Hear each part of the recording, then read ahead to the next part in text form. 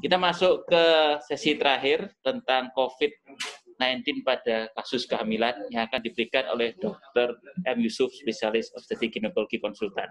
Kita masuk ke topik yang sangat menarik, yaitu bagaimana kasus COVID-19 tata laksananya pada kehamilan. Topik ini akan dibawakan Dr. M. Yusuf, spesialis obstetrik ginekologi konsultan. Dia adalah staf medik dari bagian obstetrik ginekologi FK UNER RSUD Dr. Sutomo Surabaya. Silakan. Terima kasih, Dr. Boyke. Baik, kita langsung mulai saja ya. Selamat siang. Assalamualaikum warahmatullahi wabarakatuh.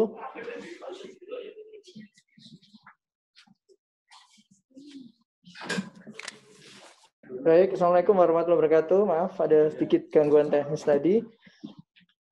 Menyambung ya. Jadi saya akan menyampaikan tentang COVID-19 pada kehamilan. Sepertinya kemarin juga diadakan acara yang sama ya. Kemarin diadakan seminar juga, pembicaranya Prof. Eri ya. Mudah-mudahan ini bisa menjadi rujukan-rujukan yang lain. Nah, angka meningkat ya, sampai dengan tadi malam di Amerika sudah di atas 600.000 ya, cenderung meningkat semuanya.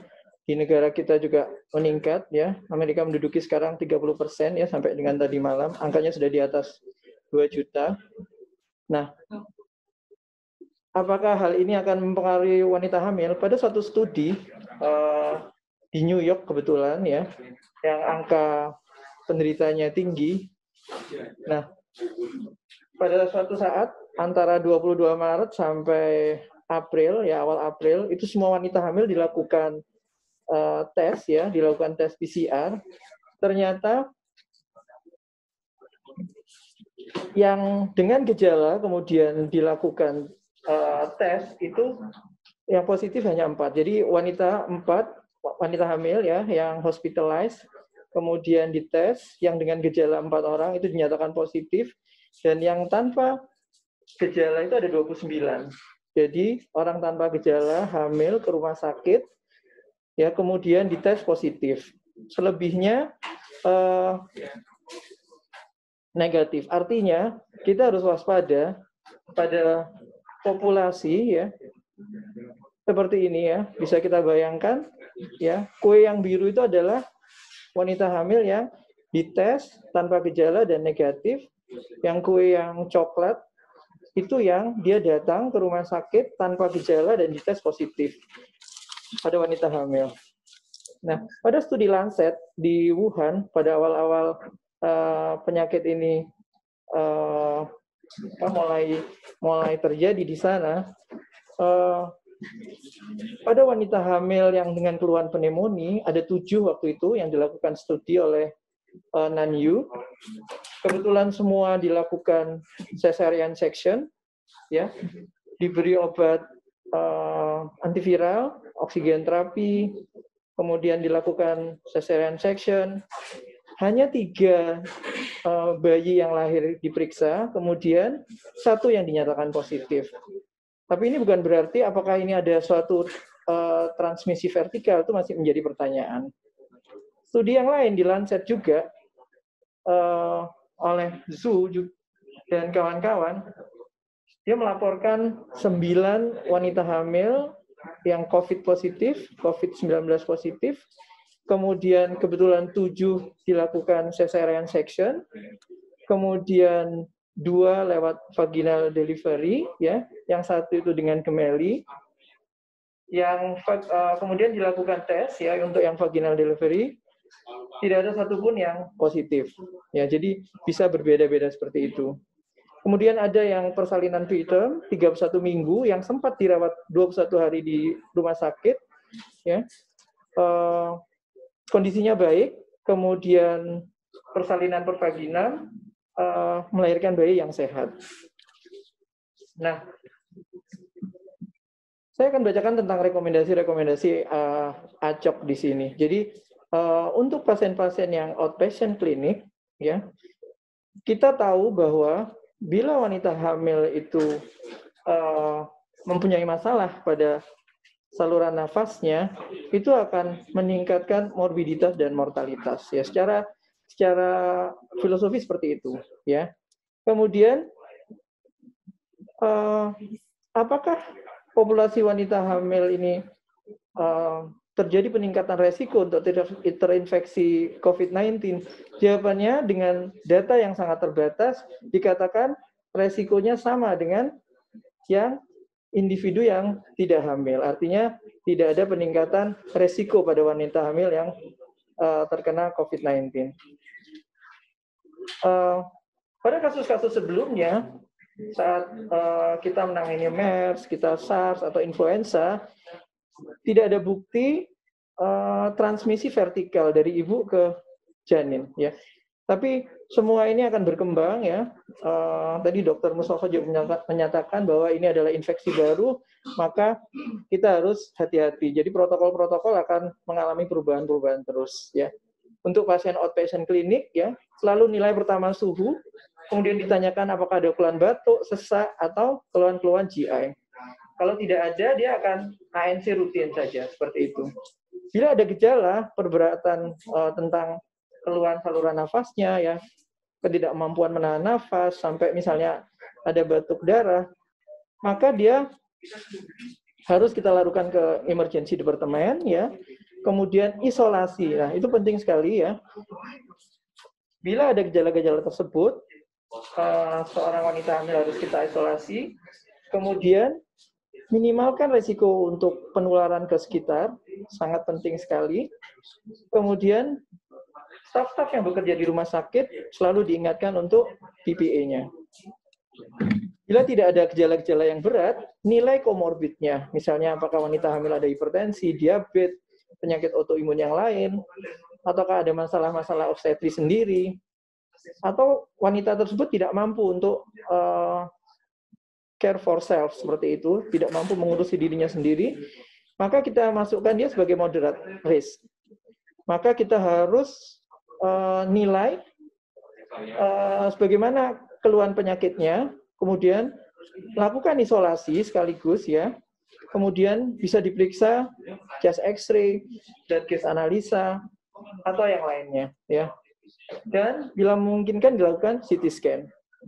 Nah, bila tidak ada gangguan tentang pernafasan, dia kita sebut low risk, dia kita anjurkan pulang untuk ibaratnya kalau sudah masa isolasi berakhir, dia bisa kontrol kembali. Kalau dia ada gangguan saluran nafas, maka dianjurkan untuk hospitalized dan diisolasi. Nah, POGI sendiri sudah mengeluarkan suatu rujukan, ya. Jadi ibaratnya kita pakai yang acok itu tadi, kemudian sedikit kita modifikasi, ya.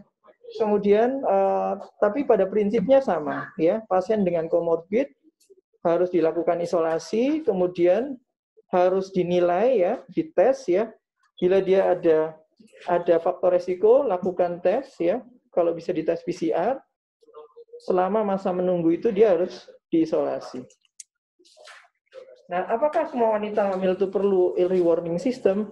Kebetulan di Rumah Sakit Dr. Sutomo, tempat kami bekerja, itu pasien-pasien yang ODP atau PDP, itu kami lakukan early warning system, ya. Jadi untuk menilai. Ya, kadang-kadang memang swab itu nggak mudah. Kemudian CDC mengeluarkan panduan, ya, untuk yang inpatient, jadi pasien-pasien hamil yang harus dia rawat inap, itu selalu pertimbangkan untuk lingkungan sekitar atau siapapun yang berkunjung untuk berhati-hati terhadap penyebaran penyakit ini. Kemudian diprioritaskan dia untuk dites, ya, kalau dia ada gejala yang menuju ke arah COVID. Jadi lakukan tes, ya, terutama untuk yang dia timbul gejala. Kemudian bayi yang lahir dari suspected COVID atau pasien dalam pengawasan itu harus dianggap dia PDP dan dia harus diisolasi. Kemudian memang rekomendasi WHO mengatakan boleh dia rawat gabung atau dia harus dirawat terpisah. Itu kita lihat case by case keputusannya. Nah, ada rekomendasi WHO tentang COVID pada kehamilan, ya. Apakah wanita hamil itu resikonya tinggi untuk tertular COVID? Sampai sekarang ya dengan data yang sangat terbatas tidak. Dia sama dengan populasi yang normal. Tapi harus diingat bahwa wanita hamil itu ada masalah tentang imun tubuhnya. Jadi kita harus berhati-hati karena begitu kita terkena suatu infeksi saluran nafas, maka akan menjadi fatal. Apakah semua wanita hamil harus dites COVID-19? Tergantung fasilitas Anda. Kalau memungkinkan, boleh dilakukan. Tetapi kalau tidak memungkinkan, maka cari yang memang ada simptom ke arah COVID, baru tes PCR. Nah, kemudian apakah bisa terjadi penularan secara vertikal atau saat proses persalinan? Dikatakan tidak. Ya. Kemudian tidak ada data tentang cairan amnion atau ASI itu yang mengandung COVID pada wanita yang menderita COVID. Nah, kemudian apakah harus selalu operasi pada wanita hamil dengan COVID? Jawabannya tidak. Jadi keputusannya tergantung ada masalah obstetri atau tidak, ada kegawat daruratan atau tidak. Jadi tidak harus seksio keputusannya. Kemudian, apakah penderita COVID boleh melakukan breastfeeding? Jawabannya boleh. Tapi si ibu harus dipastikan untuk hygiene yang baik, memakai masker, kemudian selalu mencuci tangan, kemudian memakai desinfektan yang benar. Ya, ini memang agak sedikit bertentangan dengan rekomendasi dari POGI. Tapi jadi di sini yang penting mungkin latar belakang pendidikan seorang wanita itu yang penting karena itu berhubungan dengan hygiene dan lain-lain. Kemudian kalau ditanya lagi, apakah boleh misalnya skin to skin dengan bayinya? Jawabnya boleh, ya. Jadi untuk tumbuh kembang bayi, walaupun ibunya COVID, dia boleh rawat gabung, dia boleh breastfeeding, ya, dia boleh berbagi ruangan dengan ibunya. Kalau ibunya memang COVID, ya. Tapi prinsip-prinsipnya cuci tangan, kemudian menjaga kebersihan itu selalu diingatkan. Nah, WHO yang seperti yang dikatakan tadi, ya. Jadi kontak dan early breastfeeding itu masih boleh dikatakan, ya. Sampai dengan tadi malam pedoman ini belum berubah. Kemudian kalau dia breastfeeding harus pakai masker, selalu cuci tangan dan selalu sering membersihkan, ya. Bila dalam kondisi yang tidak baik, misalnya kondisi ibunya tidak baik, dia boleh melakukan kemerahan susu atau lewat donor susu, ya, atau memang dia melakukan relaksasi, jadi dia tidak menyusui, jadi boleh pilihan-pilihan seperti itu. Nah, POGI, Rumah Sakit Sutomo, Erlangga itu mengeluarkan panduan, ya, apalagi era pandemik sekarang ini, ya. Jadi tunda ke spesialis kandungan kalau nggak ada tanda-tanda yang berat, seperti muntah, ya, perdarahan, keluar pecah tuban, nyeri kepala, demam tinggi, maka kita anjurkan untuk ke rumah sakit. Kalau tidak ada gejala seperti itu, tunda dulu ke spesialis kandungan. Atau misalnya kondisi-kondisi ginekologi, misalnya ada nyeri perut hebat atau perdarahan, maka boleh datang untuk memeriksakan diri. Nah, ini yang baru adalah POGI sendiri mengeluarkan rekomendasi, ya, saya singkat-singkat saja.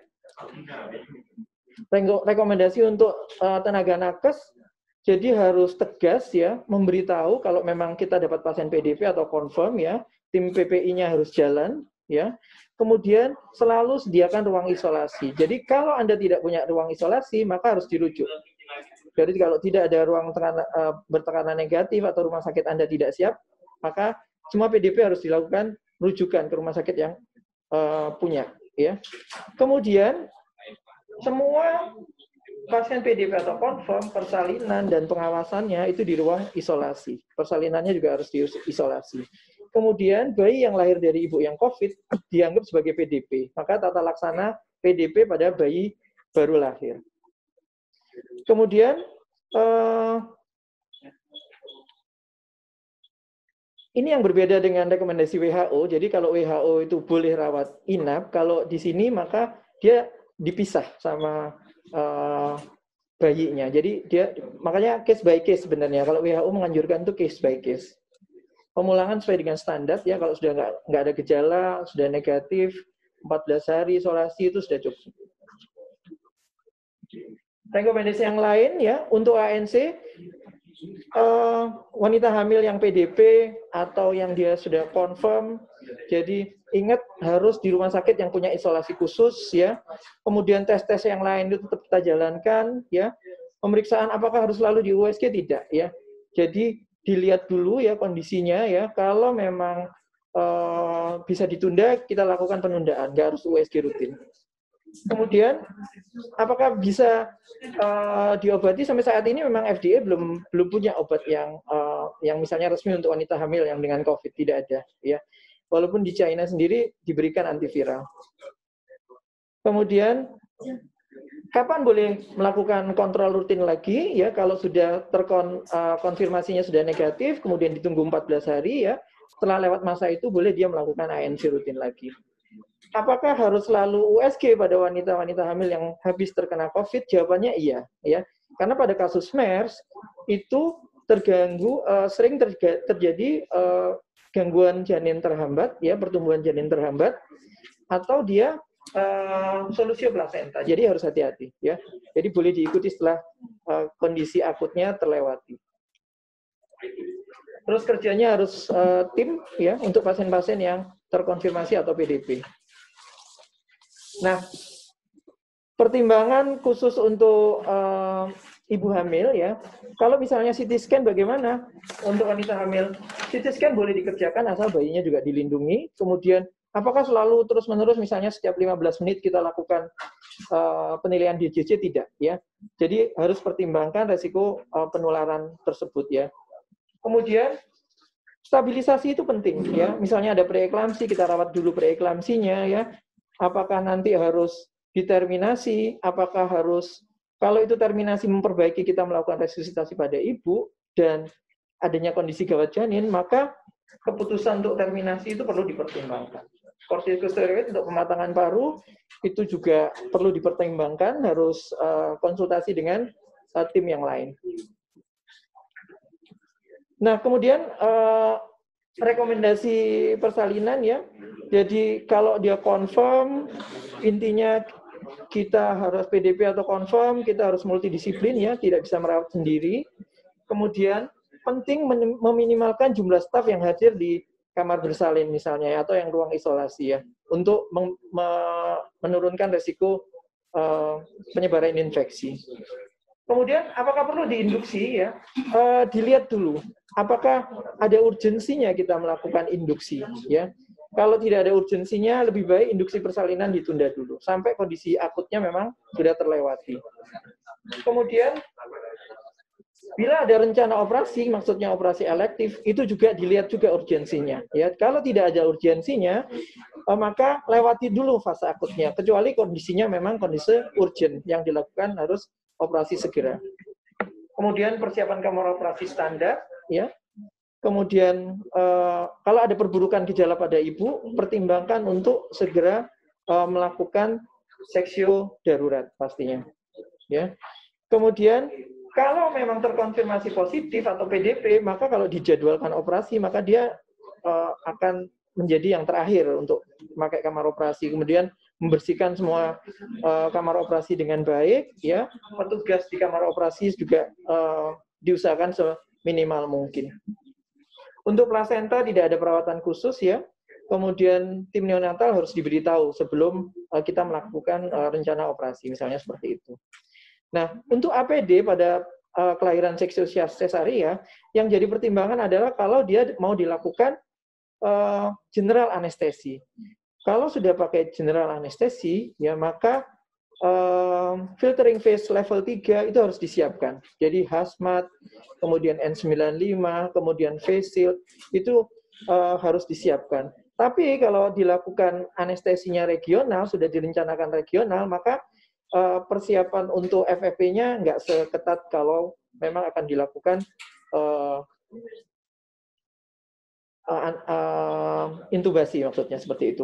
Tetapi kita juga harus waspada kalau setelah berjalannya operasi dengan anestesi regional, kemudian punya potensi beralih ke general anestesi, dilakukan intubasi, waktu kita saat melakukan seksio sesaria, maka kita harus mempersiapkan APD yang baik. Karena konversi dari regional ke intubasi itu bisa menciptakan aerosol generating prosedur.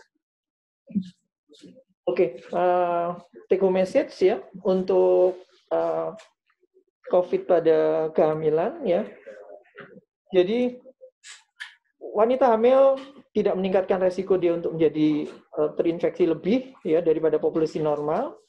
Kemudian hati-hati, tetap wanita hamil itu sistem imunnya berbeda ya, dia ada terjadi penurunan imun ya. Kemudian kalau dia terkena suatu infeksi saluran nafas, itu bisa jadi lebih buruk daripada populasi normal ya. Proteksi itu penting pada wanita hamil. Kemudian kalau ada gejala, cepat melakukan pemeriksaan. Kemudian apakah harus semua wanita hamil dicek? Diutamakan yang punya gejala. Jadi kalau tidak ada gejala, itu kalau fasilitas Anda mampu, lakukan cek untuk PCR. Ya. Kemudian, apakah akan terjadi penularan saat persalinan atau saat dalam kandungan COVID-19? Belum ada data. Ya.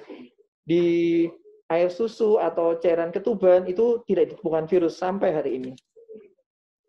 Nah, kemudian apakah harus seksio? Jawabannya tidak. Ya, indikasinya tergantung indikasi obstetri. Ya, kalau ada gawat janin atau kondisi ibu yang memerlukan seksio, maka akan dilakukan seksio. Ya, kemudian melakukan isolasi. Ya, jadi bayi yang dilahirkan lewat ibu yang confirm ya atau suspek COVID, maka bayi itu tidak boleh dicampur dengan bayi yang lain. Jadi harus dipisah. Ya. Kemudian apakah keputusannya boleh rawat gabung dengan ibunya, apakah harus rawat terpisah, itu kita lihat case by case. Ya. Nah, ID cabang Surabaya sama POGI punya hotline khusus ya untuk ibu hamil yang mau menanyakan tentang terkait kehamilan dengan COVID-19, ada di nomor telepon 081132121171, bisa nanti tim dari Sutomo, dari Feto Maternal akan menjawab seputar pertanyaan-pertanyaan COVID. Bisa dipakai akses ini. Itu saja dari kami. Terima kasih. Assalamualaikum warahmatullahi wabarakatuh. Waalaikumsalam warahmatullahi wabarakatuh. Terima kasih, Dr. Yusuf.